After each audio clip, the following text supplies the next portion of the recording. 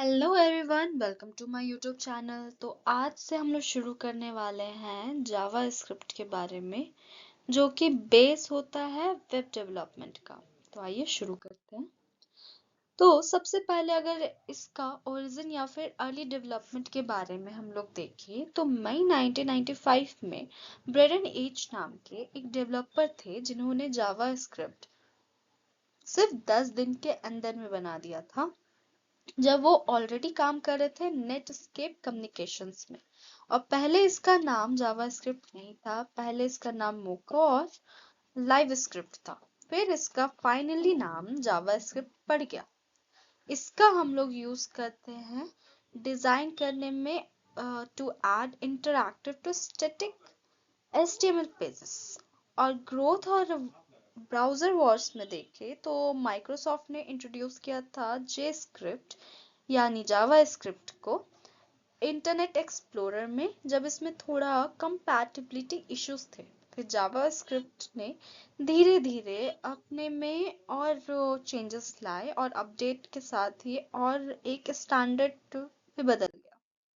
आज के टाइम पे जावा स्क्रिप्ट पावर दिखाता है मॉडर्न वेब एप्लीकेशंस में, और ये सपोर्ट करता है बहुत सारे मेजर ब्राउजर्स में, जैसे रिएक्ट, एंगुलर, व्यू। और इसका यूज हम लोग front end, back and, mobile apps, desktop apps, ये सब में भी करते हैं।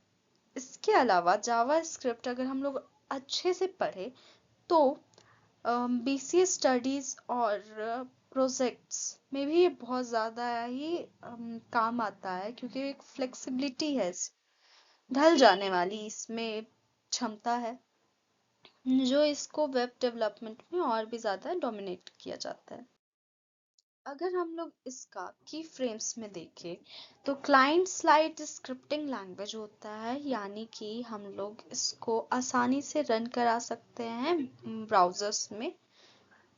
और ये लाइट वेट एंड इंटरप्टेड होता है, यानी कि हम इसमें कोई भी कंपाइलेशन का जरूरत नहीं होता है।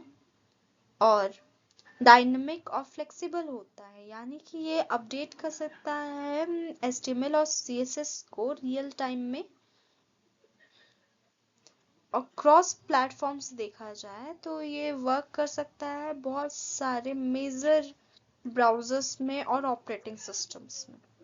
सर्वर साइड कैपेबिलिटी भी होता है, मतलब कि Node.js के साथ काम करके जावा स्क्रिप्ट जो है वो रन हो सकता है सर्वर में और बिल्ड कर सकता है फुल स्टैक एप्लीकेशंस। इसके अलावा ये सिंपल सिंटेक्स होते हैं, मतलब कि ये अगर कोई बिगनर है तो उसके लिए इजी टू लर्न है। और स्पेशली ये बहुत ज़्यादा फैमिलियर होता है HTML और CSS के साथ। देन ये रिच इकोसिस्टम होता है, मतलब कि ये सपोर्ट करता है frameworks like react, angular, view, और बिल्ड करता है कॉम्प्लेक्स एप्लीकेशंस को। देन इसका एक लार्ज कम्युनिटी होता है, एक्सटेंसिव डॉक्यूमेंटेशन, ट्यूटोरियल और ओपन सोर्स होता है इसका, और अवेलेबल होता है पूरे वर्ल्ड वाइड में। अब हम लोग जावा स्क्रिप्ट का यूज कहाँ कहाँ कर सकते हैं, तो हम लोग इसको एक इंटरैक्टिव फॉर्म और वैलिडेट कर सकते हैं यूजर इनपुट में। साथ में हम लोग इसका बिल्ड कर सकते हैं डायनेमिक कंटेंट में, जैसे कि slide shows, drop downs, models. Okay.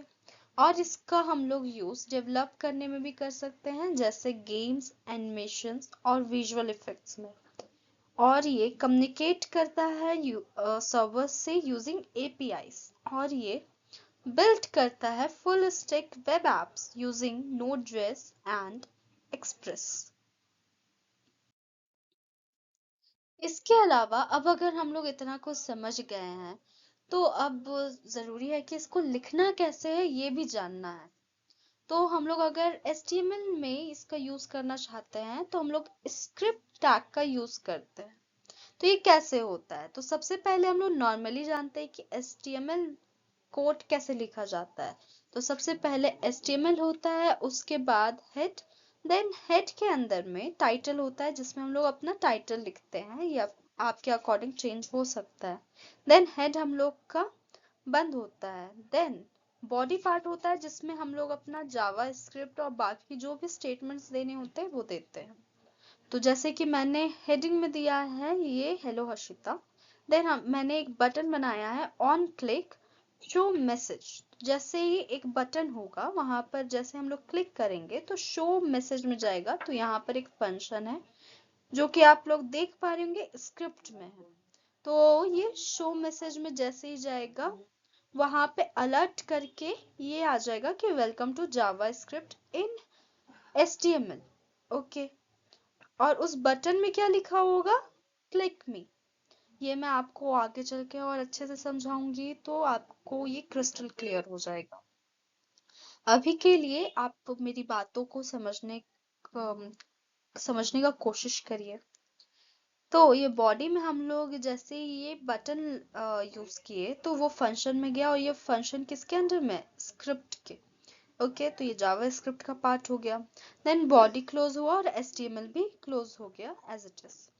Then अब हम लोग इसको HTML में कैसे यूज करते हैं। तो इनलाइन में हम लोग सबसे पहले जानते हैं कि एट्रीब्यूट्स का यूज करते हैं ऑन क्लिक और ऑन माउस ओवर। इसके अलावा भी बहुत सारे एट्रीब्यूट्स होते हैं जो हम लोग धीरे धीरे समझेंगे। इसके अलावा इंटरनल में अगर देखा जाए तो स्क्रिप्ट के अंदर में जो है हम अपना स्क्रिप्ट को लिखते हैं जो भी चीजें हमें करानी होती है। देन एक्सटर्नल में देखा जाए तो लिंक जो होता है हम लोग सेपरेटली बना सकते हैं .js करके। ओके, और इसका हम लोग कॉमन यूजेस देखें तो हम लोग form validation, dynamic content updates, फिर animations and effects, handling user interactions and fetching data from API, इन सब चीजों में हम लोग यूज कर सकते हैं। आई होप आपको यहाँ तक समझ में आया होगा। Thank you for watching. Like subscribe करना बिल्कुल मत भूलिएगा, शेयर भी करिएगा और जो भी डाउट्स हो उसको आप कमेंट कर सकते हैं। Thank you.